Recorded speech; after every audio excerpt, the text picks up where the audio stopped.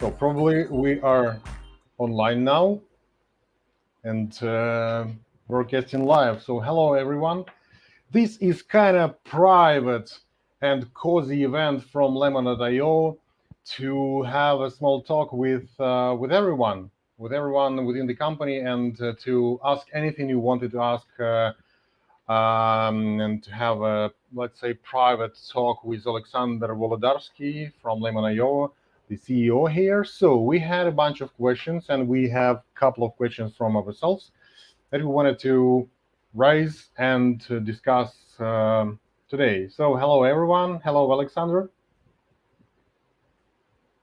It seems that you're muted. Yeah, I'm muted. I'm coughing a Not lot. anymore. That's why I'm muting, not to cough in everyone's ears. What's going on, everyone? Good to see you, even though I don't see you. I would love to see you all. Thank you for coming. I'm happy to answer any questions now. So I am Nazar. I'm just helping here to make this stream a bit more, well, let's say, just helping Aleksandr to answer your questions. Feel free to shoot your questions into the chat, so we will keep an eye on them, and we will keep an eye on the questions that we already had. And don't worry, this won't last long. So we are thinking about, let's say, 30 minutes up to 40 minutes. So we won't take much of your time today. How are you today, Aleksandr? I was already introduced. I want to introduce Nazar to. Nazar is a good friend. He has been a developer in the community for many years. I don't even know how many years. And he's also a YouTuber. Check him out on YouTube. He has a lot of good streams. I think it's in Ukrainian, but still. But thank you, Nazar, for doing that. Thank you. Well, I have now one first video in English already.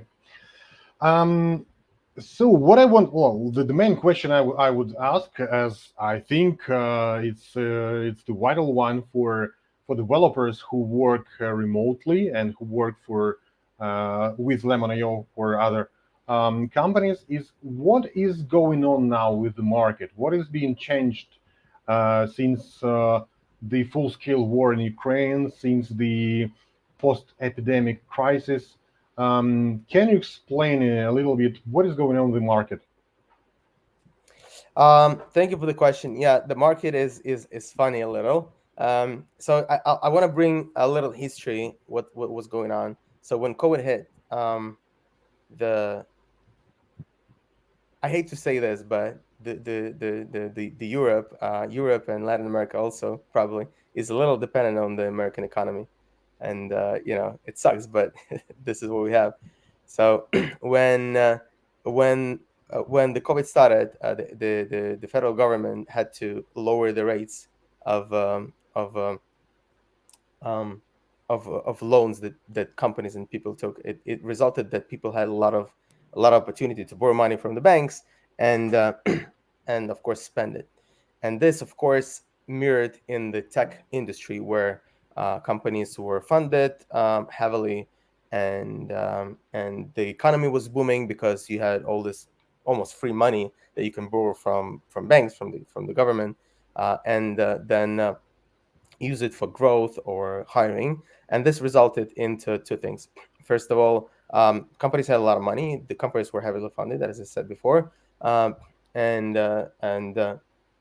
this also resulted in that company could pay for other services. So other SaaS that even was not funded, they had also a lot of money because they had a lot of users. People were spending money less careful, and that's why everyone had a lot of money. That was as a result. The second thing, what has resulted, that because everyone had a lot of money and they were trying to grow and capture the most they could, they was hiring a lot.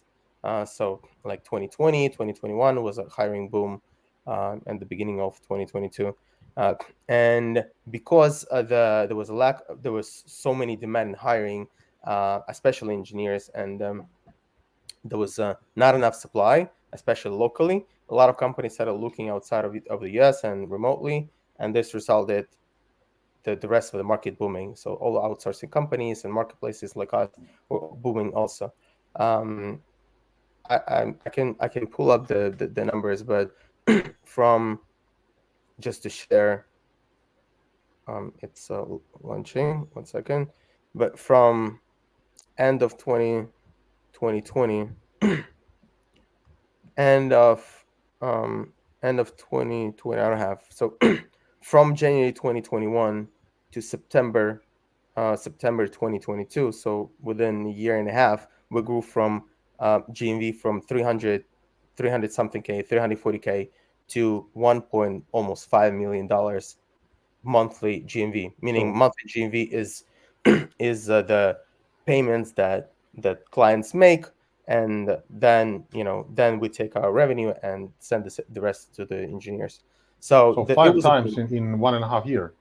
5 times in 1.5 years, yes. And we were not funded. We were spending our own money, meaning like we were not even venture backed. So we spent just the money. We did what we could with the money we had. Also recklessly, by the way. We made a lot of mistakes ourselves too, even though we didn't have a lot of money. Um, but um, but starting September, the market was tanking, and it is still tanking a little, not as much, but if you remember last year, there were a lot of layoffs. I think big tech companies laid off probably hundreds of thousands of people, and this resulted in Twitter. two things. Two Let's things. First of all, a lot of people appeared on the market. First of all, there is less money, so companies are spending much less. Uh, People laid off like thousands of people. This resulted that into two things too. First of all, there's a lot of people in the market, so companies were not as desperate to hire, and there was a lot of talent, so they didn't were not as pressured to go outside of the US to hire. And the second thing, the companies, because they had less people, they were spending less money. If you know, in most of the SaaS, you spend in some SaaS you spend per usage, but in most of SaaS companies you spend per seat. So, but if in engineering team all of a sudden you have less than 20 people less, you laid off 20 people, you're spending on GitHub or on other other products. You spend 20 minus 20 seats. It results in loss of thousands and hundreds of thousands of dollars for many companies. So this is this is the result that of the market. um, we were trying to we were trying to grow. It was a big mistake because we lost a lot of money also ourselves, and we lost a lot of clients that were experimenting and had to cut their budgets. We lost, I think, something like 30% of revenue in the first couple of months. Um, and um, now that the market trying to stabilize, we're also trying to stabilize. We're trying to mirror the market, but we cut off the um, unnecessary spending, a lot of unnecessary spending. We saw what marketing is not working. We cut it off, and right now we are working on the marketing channels that are actually working, and we're growing. We're growing a lot we're growing a lot in outbound. We're growing a lot in SEO.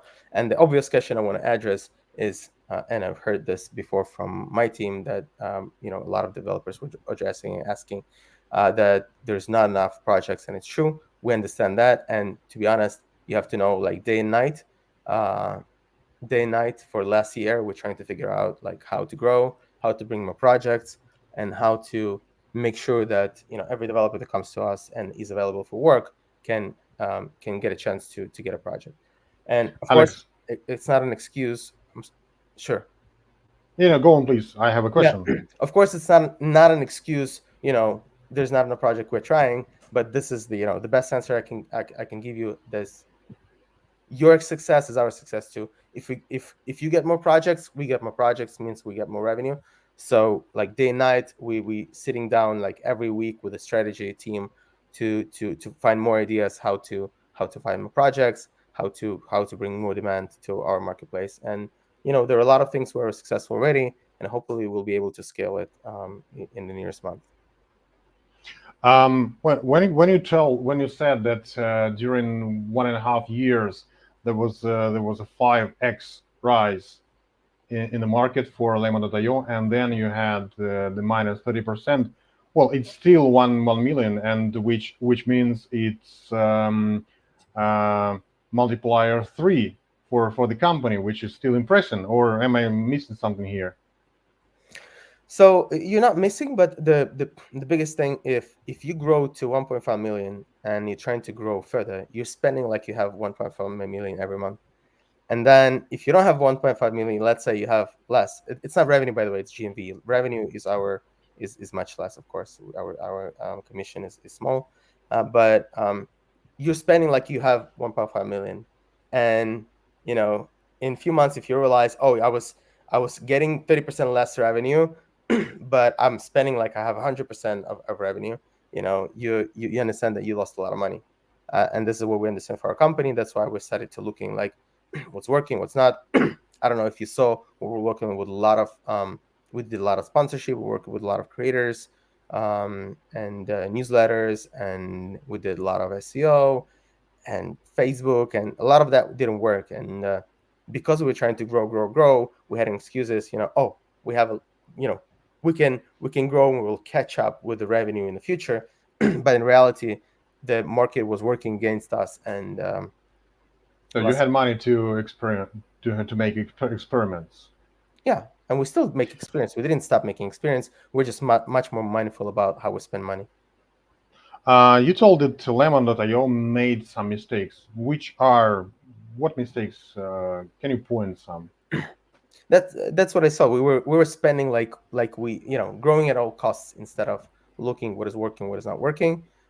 This is how most of venture back companies work, and that's fine for them because they have like 20, 30, 50, 70 million to spend. We didn't have that. We're not venture back. We're a bootstrap company. We spend only the money that we have, and just because we were spending more than we had, it was one of the biggest mistake. The second mistake was overhiring. We understand that. We're also like trying to hire more, and we thought that the revenue will catch up. But because the market was working against us, the market was going down. It didn't catch up, and we faced a lot of losses in the revenue. I see an interesting question here, which is: have you, as a CEO, evolved in the growth of Lemon.io, and any personal lessons or takeaways that you can share out of the experience? Yeah, of course, it's evolved because the first when we started before Lemon, when we started coding ninjas, like I was the first employee, so I did sales, customer success. I was also developing our platform that I didn't have any experience developing. I'm not an engineer myself, but still, like I use WordPress and plugins and everything. I was also finance and like everything. You do everything, and then when you hit some revenue, you understand that you need to delegate things. So one of my biggest mistakes was I didn't learn how to delegate early, and that messed up a lot. And like for CEO, as you grow, the biggest first one of the first biggest things you have to learn, first of all, sales. And I knew sales, and that's why I was lucky. I knew sales. So you have to learn sales for sure. You're going to be selling to everyone, starting from clients, investors, if you have investors, employees. You also sell to employees, you sell to community. You have to know sales. You have to learn sales. Second of all, you have to learn delegation, because without delegation, you're actually you're limited if you cannot delegate. Of course, you have a lot of good examples of one person companies that actually have a thread on Twitter that grew to massive um, revenues without any hiring. But if you decide to hire, you have to learn delegation, because the easiest path usually, oh, they screw up, I'm gonna do it for themselves. The hardest part, the harder part, but it's more long term strategy, is to let me teach them how to do this from day one, and like bring them systems, develop systems for them so they're successful in their roles. So like learn to delegate. And what is the third one? I have something in mind. Third one. Um, No, I forgot. But like sales and delegation was the main part that I think you grow. But then as you grow, you have to learn to managing people. The more people you have, the more problems you have within the team, and you have to give them the tools to resolve these problems. And like managing the team is the whole other thing. You become um, you have to trust people to do the actual work, but you have to manage them. It's like it, you're not doing anything with your hands, like you're not coding if you have been you were a developer before, but you have to manage people that are developing. It's pretty hard. You have to learn that. And we have a I couldn't do this well until we hired a good HR person in our team, and she actually trained me and she helped me to understand like what is managing, and how to be successful in managing. Then, if you decide to fundraise, you'll be full-time fundraiser until the rest of the company. First, you fundraise the first money, but then if you fundraise the first money, you have to already think about fundraising the second round and third round and the fourth round, and it's And the last thing, I think I became a more like a PR person, because you have to be public. Being public, I'm very public on Twitter, and this brought us a lot of revenue, but it takes a lot of time. So like even on my LinkedIn, I'm a chief Twitter officer. It's a joke, but it's actually not a joke, because like I spend most of my time on Twitter, being public, speaking with the potential customers and the community, and you know, this is what you do as a CEO. Let's talk about Twitter more, or X, social media now. At first, feel free to subscribe to follow Alexander on Twitter. He shares a lot of interesting advices and anything related to the company, to startups and etc. So it's pretty interesting, and I think we're gonna put the link to his Twitter on the description. From your perspective, how Twitter helps you to run the company, to gain new developers, or to have new clients, or to get feedback, how it works for you? Um, yeah, this has many angles, to be honest. Um, First of all, you sp- when you are on Twitter and you're active, you make a lot of friends. Friends, I mean, like Twitter friends. A lot of people that I've met on Twitter, I never met in real life.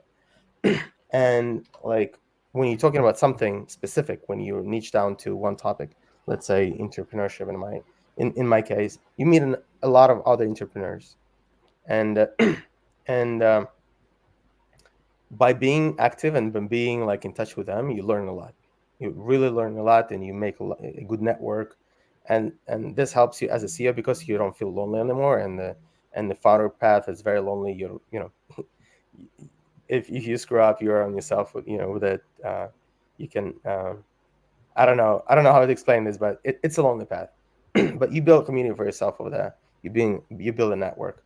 Um, and this is very helpful in many ways.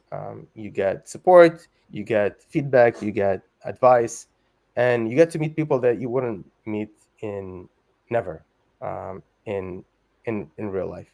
Like I spoke to founders, like I spoke to founder of Behance. I spoke to, like, I don't want to like brag, but like I spoke to I spoke to many big names in tech that I wouldn't be able to speak otherwise. So this is that. And the second is actually like you can bring revenue to your company by being active in general in public, but especially on Twitter. Like in Q1, we brought like 40% of new project that came from Twitter.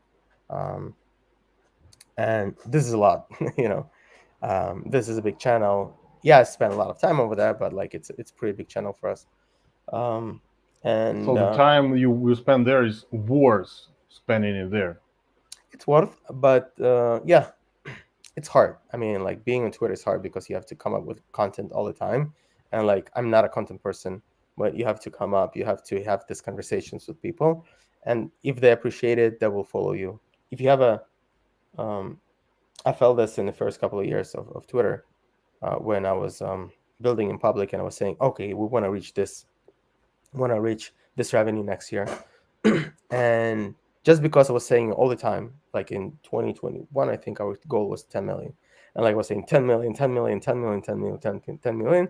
And like all the people were like echoing it, like 10 million. And they were like, yeah, we're going to root for Alexander and we're going to help him. We're going to spread the word. And like we got a lot of referrals. We got a lot of word of mouth just because of that, because I was like very explicit what we're trying to reach. And I was very open how I'm getting there. And even we had a client that came to us and said, I want to hire for me because I want to help you to reach 10 million.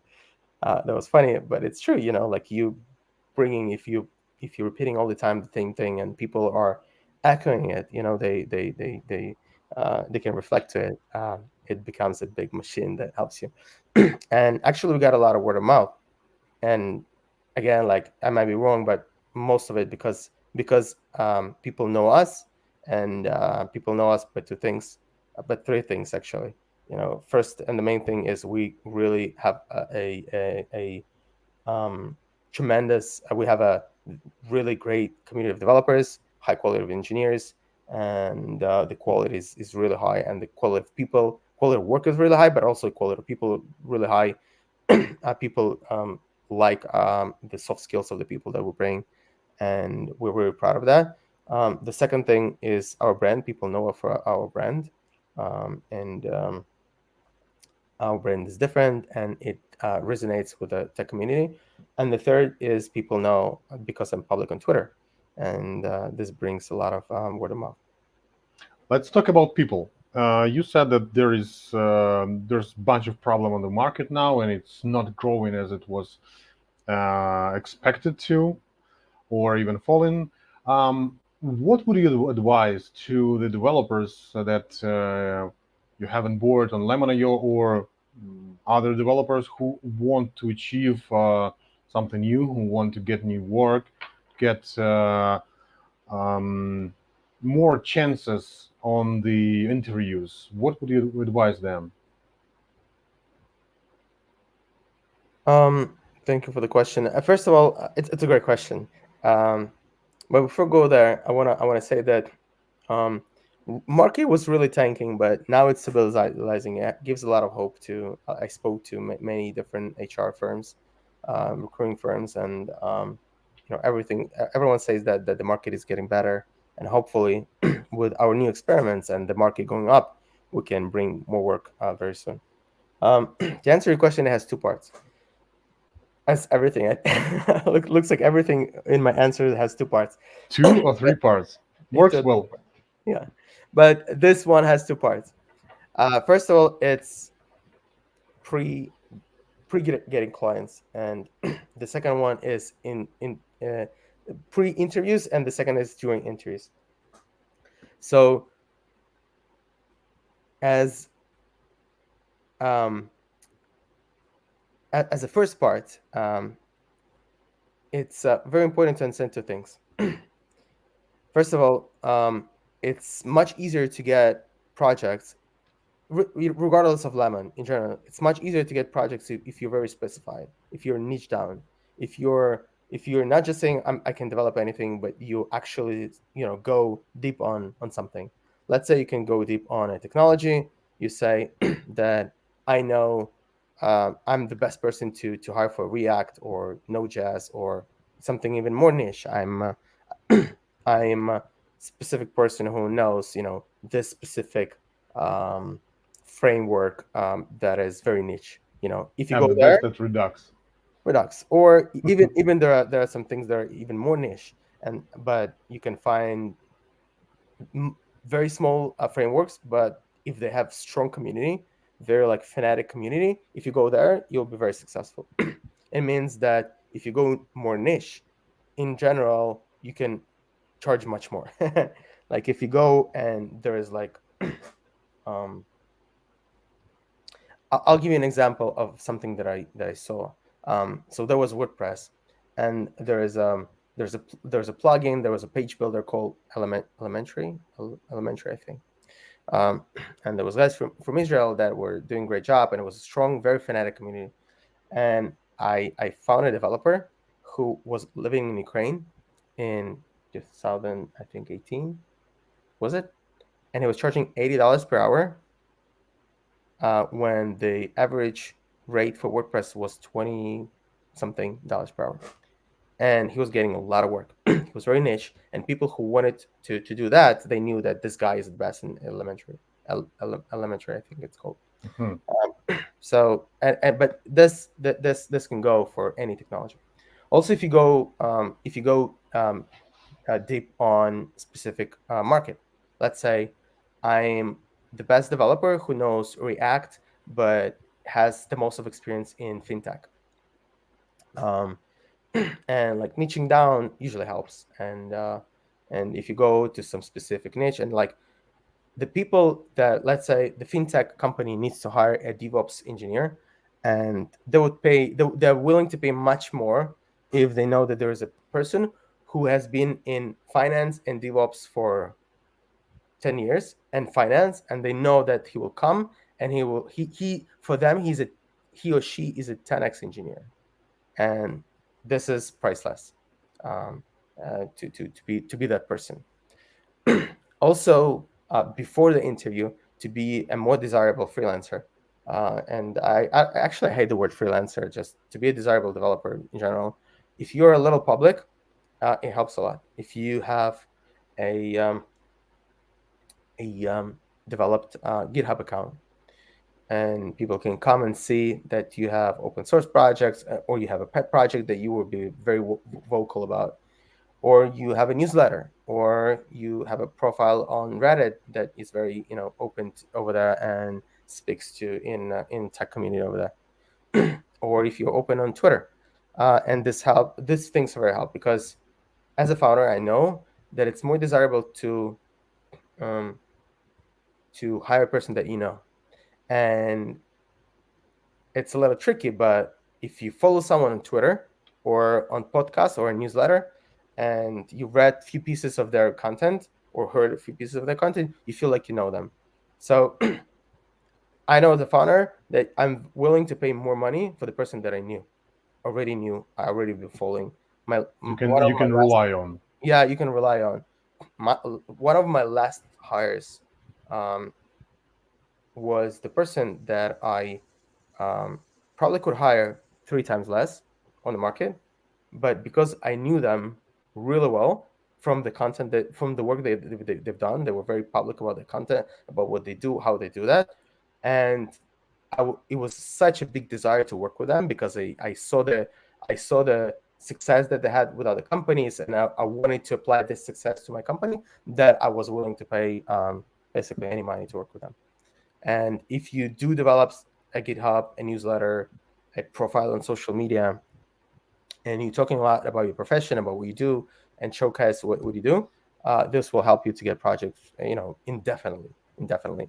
And I saw that, like, I saw that on Twitter. Developers who are very vocal about what they do, and also like the developers who like know specific thing.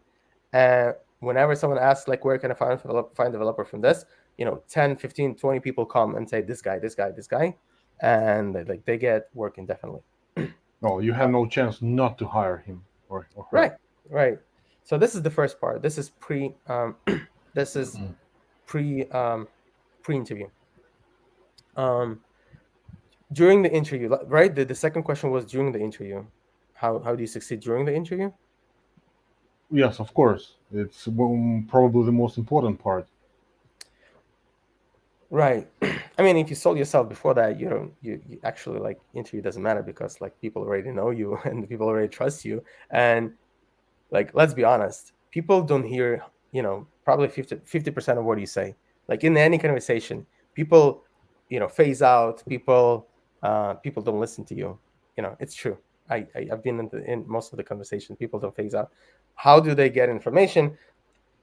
In a lot of cases, they already made up their mind, or they hear something, and then their mind is actually like a chat GPT 3.5. It's a language model that thinks, what is the next word after this word? So this is how our mind works too. Sometimes when you hear something, you hear a buzzword, you hear something, and then your mind is just makes up. So like, people don't hear half of the conversation. So if you sold yourself to the person before that, they're very excited to meet you, they're very excited to work with you. Like, you've done 95% of your work already, because whatever you say on the interview, unless you screw up or lie or do something stupid, like you've been sold. But let's say you haven't, and you're coming cold to the interview, and like on Lemon, actually on Lemon also not cold, because we are selling developers, meaning not selling, but like we're um, what is the right word? We're like promoting developers to client and saying like how great they are, and we describe them and like give a very high evaluation. But still, like you have to be on the interview, you have to do your work, your part. Um, Well, I think selling here is a proper word, which is it's market. It's not something that you wanted it to be. It's your market, and the company has to pay for you, and you have to explain the company uh, why you cost this amount of money. Anyway, right. if you started talking about the chat GPT and LLMs and Before that, AI I'm in sorry, I don't general. want to go to and Azar. I'm sorry. I want to finish with the talking Sorry, about of the course. interview. Yeah. So first of all, like the high level, people want to hire passionate people, and like especially startups.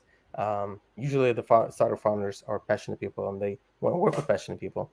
And you can be the best developer in the world if they don't feel the vibe. In many cases, not in all the cases, but in many cases, they will probably pass just because they want to work with passionate people. They want to feel that you are passionate about what you do, and the same, if they can interest you, you'll be passionate about what they do. So like you have to show that, and there's no one way to show that, but even if you speak about things that you like passionately, it will help on the interview. I know that interview is very stressful, but like being relaxed and and talk to the person and like show that you're good and you're excited about what you do, and you'll be excited about what they do. It will help you in the interview a lot. Um, it's important to listen during the call. I've seen.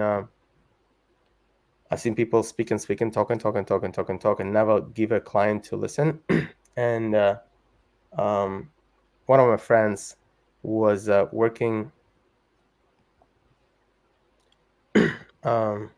was working working on a big deal, really big deal, and he went to the meeting with the person that he had to sell to, and he almost never spoke. It was a funny story. I mean, he came and he like asked a few questions and made a person to talk about themselves. And in the end of the conversation, the other person said that they had, and this is the best conversation they've been in. But in reality, only they talked. My friend didn't talk, and it's true. Like you have to listen. You have to really listen and let the person speak, um, and ask questions.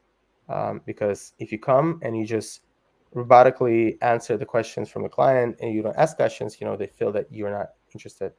And if you ask the question about the project, about the technologies, about how they do things, that first of all, it will reflect that you are interested in what they do, but also you will give them an opportunity to talk about themselves, and people love talking about themselves.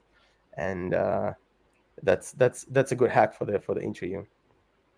And in terms of the feedback, how do you prioritize and how do you collect the feedback from the customers, which let's say refused the candidates that you propose them? I'm not sure I understand the question.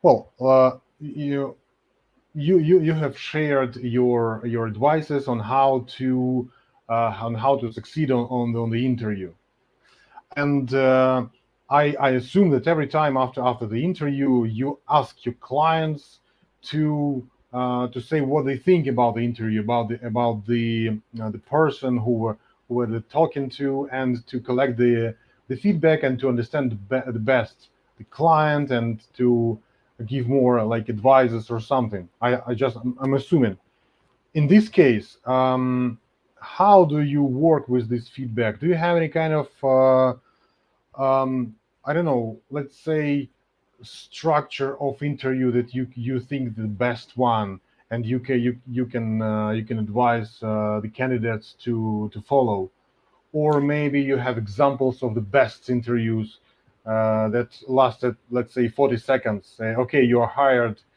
Thank you. You will start tomorrow, or something like that. We had cases when, like, after a couple of meetings, people were hired, but usually just because the client was excited to work with them before the interview, and they just made up their mind before that. We don't have a template of the interview, and we don't share recording because it's a private thing. But I can ask my team to come up with a piece of content that will help, like tutorial for the interviews. Usually the feedback is given, and usually the feedback is given. From the client to sales manager, and then they send the feedback to the matching team, and they you know just find a better pick. um there's no prioritization over here. They Hmm. just give the feedback, and we send this feedback to our team, and our team is better in picking, because the most the one of the hardest part is to make a match between the client and developer. And they have, like, it's not only matching technologies, but it's also a match about how they want to work, what kind of team is client have. And we're trying to find out this in the discovery calls with the clients. And then the matching team uses this information to find the best match developer. But you asked a question about the prioritizing feedback, and I saw this question in the questions, in the list of Correct. questions, From and I think anonymous. that right. But I think the actual question was not about the feedback from the on the interview, but the question was the feedback for the group, from the clients, on the product. And um, and I want to answer to that too.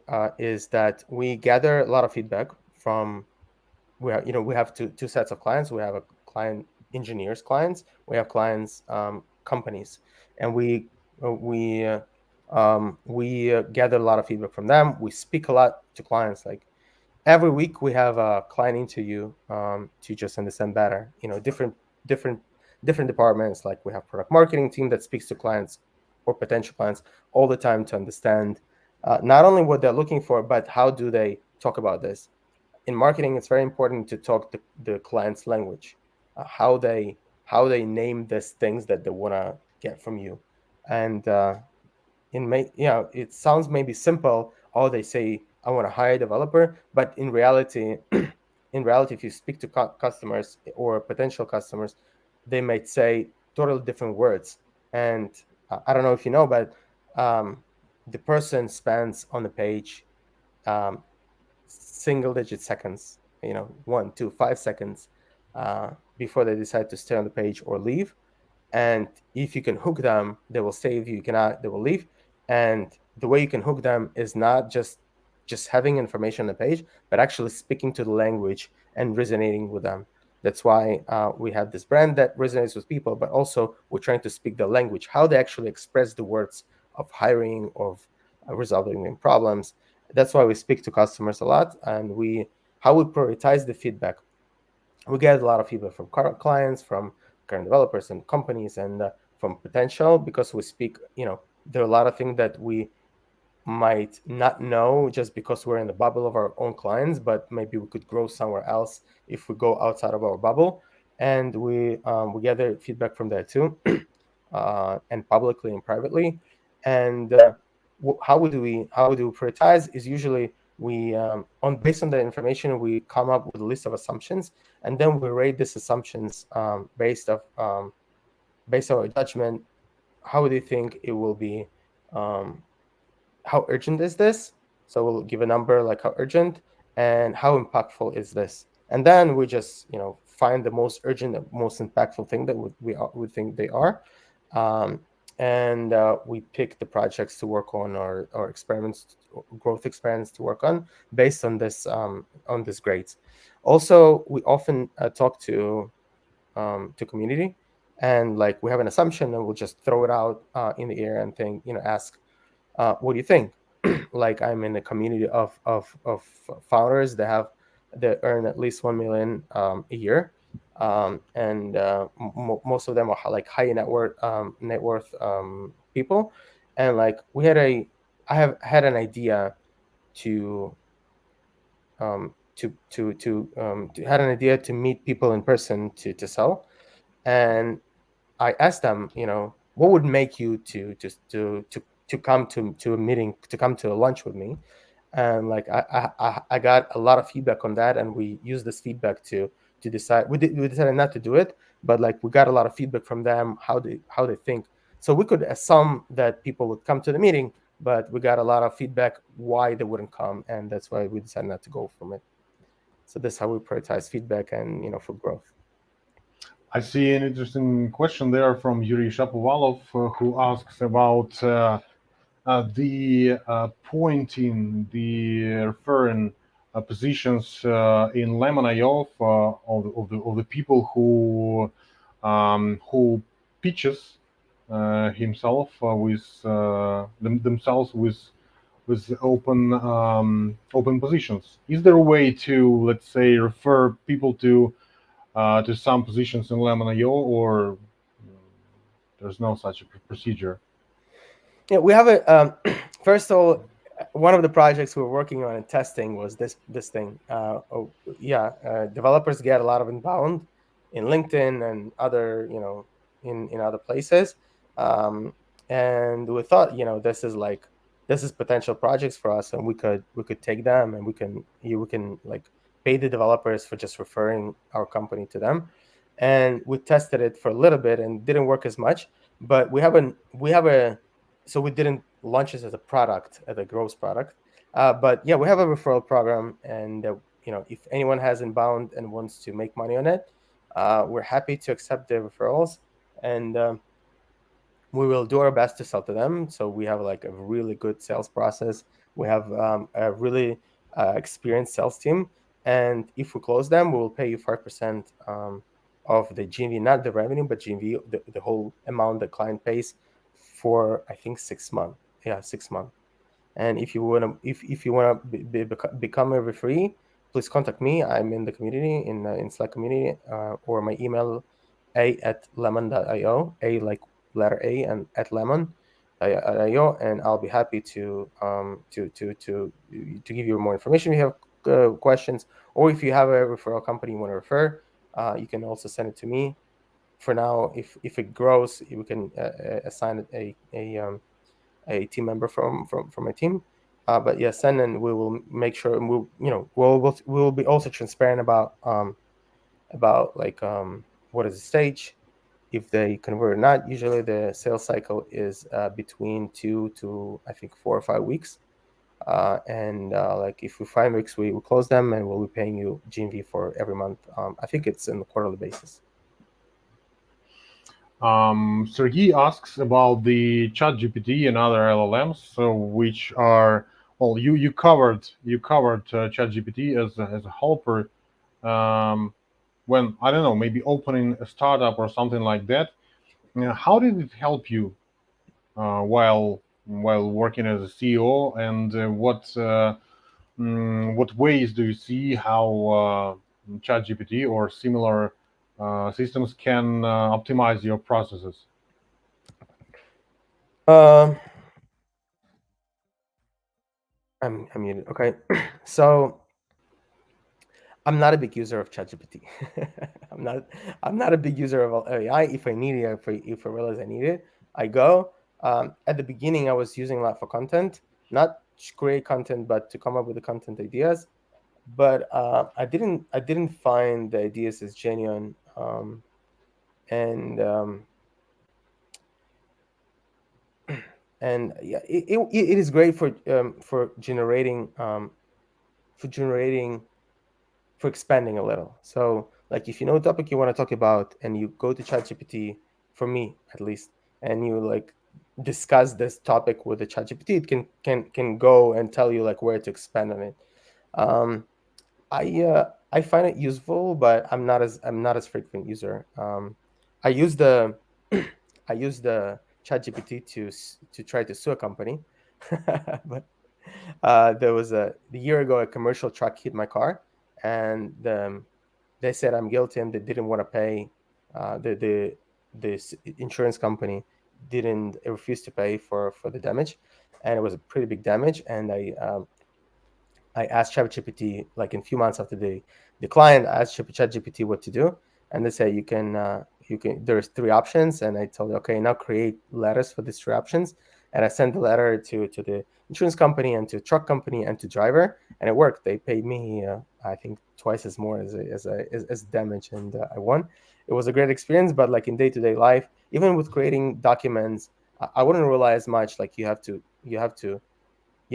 first of all you have to know what you're looking for. Like even creating, I tried to create in terms of use with ChatGPT. You have to really know what you're looking for, because if you just rely on ChatGPT, you're gonna screw things up, and like it's not gonna be a good product. But yeah, like if you know where you're digging, like where to dig, it will help you to expand on things. It will not create things for you, it'll help you expand. It's in my experience, but I saw people using it for coding, and I'm sure it's working. Just I'm not as big of a user for it. Um, ChatGPT and artificial intelligence can intellect can, or in future can, well, let's say leave part of the software developers without a job, as they say now. I don't think it's a real What's thing. I don't think it's a real thing. really? Like one of the people on Twitter, very smart person, Michael Gurley, he said like, yeah, I've used ChatGPT. Maybe it can replace your job, but not mine. I don't think the ChatGPT will gonna replace engineers. As any technology will help to be more productive in something. And let's say instead of spending 10 hours on this, you can spend 15 minutes on this, on something to create. But yeah, it's not going to replace people for sure. But it can, but from the others, because you're more productive, will open more and more opportunities from the other side. Like people were doing manually for a long time, and then with the industrial revolution, when we get machines to help us do things for us, like people, the unemployment is not bigger, right? It's not like people were 100% employed and now it's like 30% employment. No, people are as employed as ever before. Just new opportunities open. This ain't gonna be with the development of AI. And I think I saw amazing things of the ChatGPT that were done on top of OpenAI and in copywriting and creating things like creating images. And I saw like that the AI is really great on mimicking things, and like I saw people just replicating someone's voice and someone's discussions, and it's working great. And I think it's going to be better and better, but it's not going to replace jobs for sure. Maybe we can come back to the question from the From from the the chat? stream. Yeah. So there's one about the plans to participate from Yuri. Does the company have plans to participate in open tenders and pre-sales in order to get projects entirely? Yeah, we don't so there's the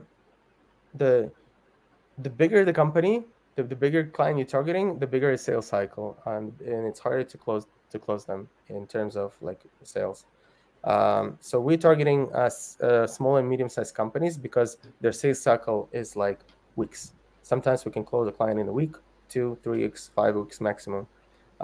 If you go to like try to be a client of Google, you can spend 6 months before you can get a first penny. Of course, if you become Google's vendor, you can get a lot of work from them. But this is the path that we've chosen. As I said, as a developer should niche down. We as a company, as a marketplace, also niching down, and we niching down to startups. We're trying to go up market right now, and it's a long path. We're trying to go from companies under 100 people to companies from 100 to 500 people. And we're researching. We're talking to customers a lot. In the next half year, I think we're gonna go to bigger companies. But like talking about tenders, usually tenders come from bigger companies or governments. No, we don't want to work with them. Usually, it's a different type of work, and you have to be a different company. You have to be structured differently, and we just want to be more chill and more independent in this case. Like there's a lot of obligations of that. We don't want to we don't want to participate in that. There was a question from one of the developers, which is for budding and entrepreneurs looking to scale their startups. What are the top three pieces of the advice you would offer based on your journey with Lemon.io? Um, the People that yeah, entrepreneurs want to scale their startups.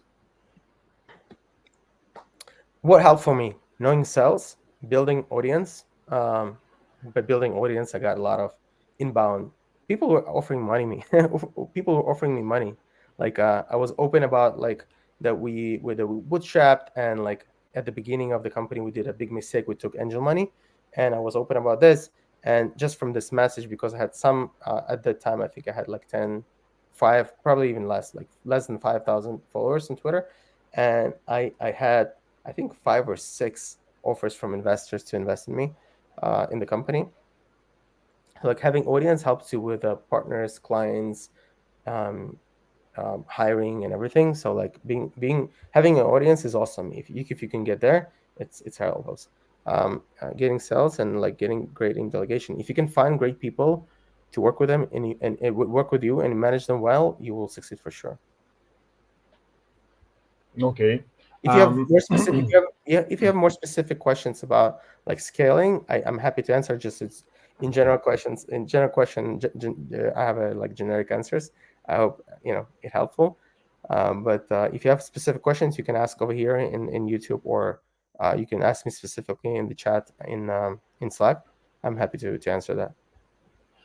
Alexander asks, are there any initiatives or plans that are currently in progress on the platform for further growth or expansion, like other markets, other positions, not only deals, devs? Yeah, so we have a lot of going on, and it's not just we have now. We had a lot of going on before, but a lot of things worked. Some things worked, some things didn't work. Now, what we're looking at, two things. First of all, we're trying to go upmarket. This will help us to work with more stable companies that have a bigger budget, and they're less sensitive to spending, and we are researching this company, trying to understand their needs and adapting our offering to that. It will take good half a year together. Hopefully half a year. The second thing is we are researching, and it's not public yet, so I'm asking not to share. But like, I'll share with the community. We're looking at other products right now. Our main product is finding contract work for engineers. I'm sorry. We're researching. We have a separate person who works on researching and launching a new project, a new experiment, a new product that is recruiting product. Meaning instead of companies coming to us looking for contract work for 3, 6, 9, 12 months, they were looking to hire person indefinitely to their team, and we're like researching this, and hopefully it's gonna work. Uh, and we have a lot of marketing experiments. For example, right now we're building a partner network. We're trying to partner with other agencies and VCs and other companies to for them to bring us more demand, more projects, and we're gonna pay them referral fee. The second thing we're experimenting right now is programmatic SEO. There's like 2 ways to do SEO. You can create content and like try to optimize every piece of content, or you can automatically create hundreds and hundreds of pages. That's what we're working on: programmatic content, programmatic SEO, creating hundreds of pages, and those pages that catch up, we're going to be developing them separately.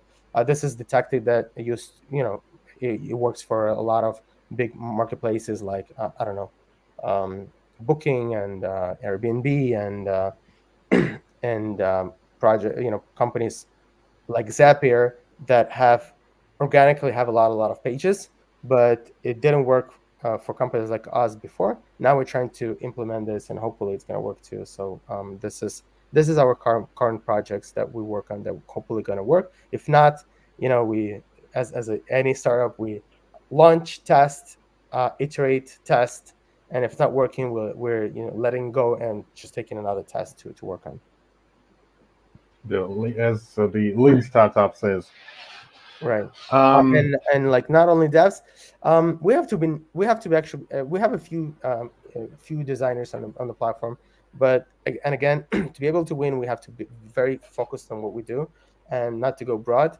Before we made this mistake being very unfocused and like very like to this and that and that and that, too many things. We tried too many things, and most of them failed because of that. If you're not focused, so like for us, it's better to be focused on something else, so on one thing, and not to be too many things. So like we're trying not to add like other specialists right now, but like in the future when we figure out growth, maybe we'll just be adding, because we'll be able to sell to the same companies, just other products. okay, so it's almost an hour now. I think that we should wrap up. Thank you for And your sorry, I'm sorry to interrupt you. There are a couple of questions I sure, want to sure, answer from the Slido, if you don't mind. Just a couple of sure. questions, quick. I'll Yeah, of shoot course. shoot quick answers. So, is it worth starting outsourcing company in 2023? Outsourcing companies is a name of the agency, right? Outsourcing, it's actually an agency. It's always good to start agency business. If you can find a client, you're gonna create a cash flowing business. Agency is the best type of business you can create for cash flowing, and yeah, it's a great business you can start. Of course, there's less demand right now, but if you can find a client, if you can, I saw a lot of agencies that find a one client and they develop on it, meaning like they find one clients that trust them. You build a relationship with someone that you know already, or like I don't know, best coworker or best client that can hire you as an agency, and you can add more and more developers, not just you, but also second developer, third developer, and you can expand on it. And again, yes, the market is not in your favor right now, but like starting agency is always a good idea. Um,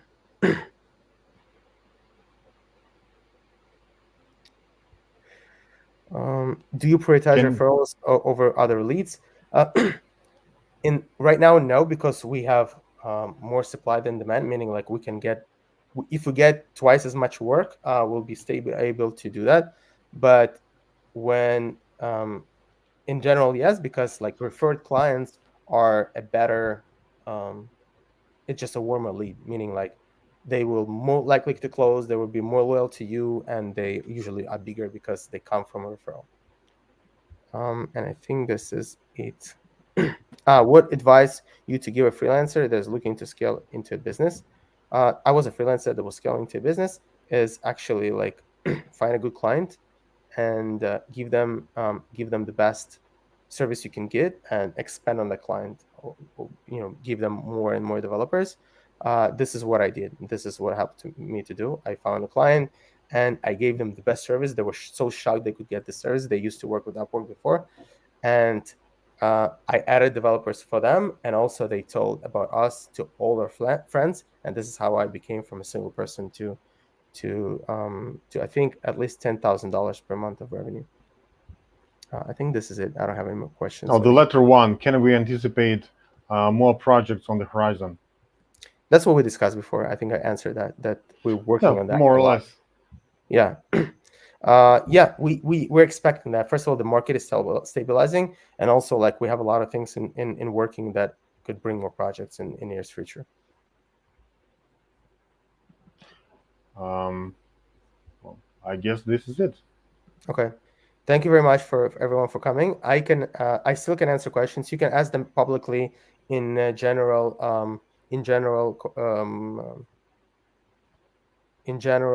Slack. I'm sorry, channel, or you can send me privately in Slack. I'm at Volodarik. I think no, I'm lying. One second. I'm at Aleksandr Volodarsky. Okay, yeah, you can find me in Slack. My email is a@lemon.io. My handle on Twitter is @Voldarik. You can ask questions, any questions you have. I'm happy to answer. Don't wait until the next AMA. We will put all this information to the description. So, and also feel free to follow Alexander on Twitter Okay. for Yeah. further of course. Thank you. Okay, thank you all for attending. Thank you for your answers, and see you in the next session. Bye. Thank you. Thank you, Nazar. Thank you very much for moderating.